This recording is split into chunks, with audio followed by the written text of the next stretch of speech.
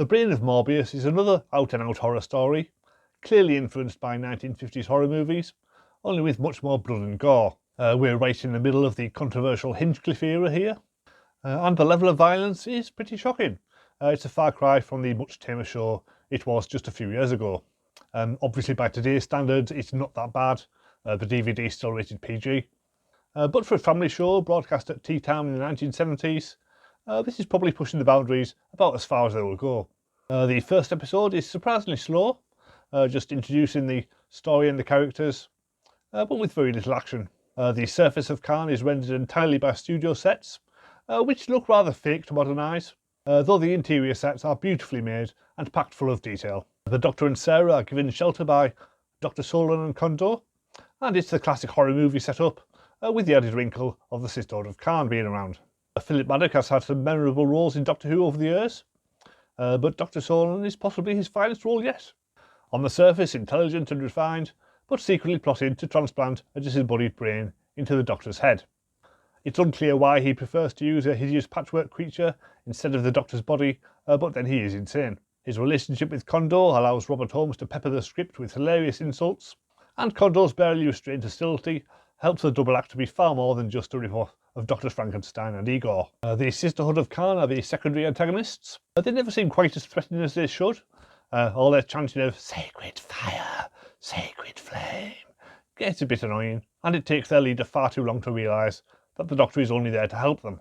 Still, Cynthia Grenville is very convincing as an old woman, despite only being 45 at the time. This story is another good showcase for the relationship between the Doctor and Sarah. They come across very much like equals here, with Sarah saving the Doctor's life on several occasions, even when she herself is blind. I can certainly see why they're remembered as one of the best ever TARDIS teams. Morbius himself is the final villain of the story.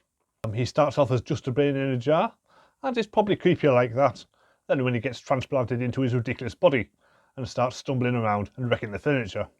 It is a shame that the Sisterhood of Khan are the ones who finally put a stop to him, as you do feel like it should have been the Doctor.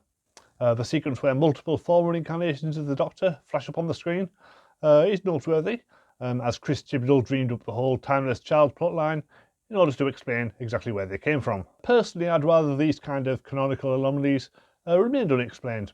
Like the Doctor being half human in the TV movie, it's just part of what makes Doctor Who endlessly fascinating, and there's no need to go back and fill in all the gaps. The DVD release has the usual 30-minute making-of documentary, narrated by Paul McGann, who himself faced off against Morbius in a memorable two-part audio story. Sadly, the character's never been brought back on screen, although we did get one of the Sisterhood of Khan in Night of the Doctor, only she was called Ohila rather than Ohika, so it's unclear if she's meant to be the same character for this story. We also get the set designer talking through his drawings, although he seems to be under the misconception that Khan was on the other side of the sun to the Earth, which is definitely not in the script. And there's also a 3D computer recreation of all the studio sets, which might have looked more impressive in 2008.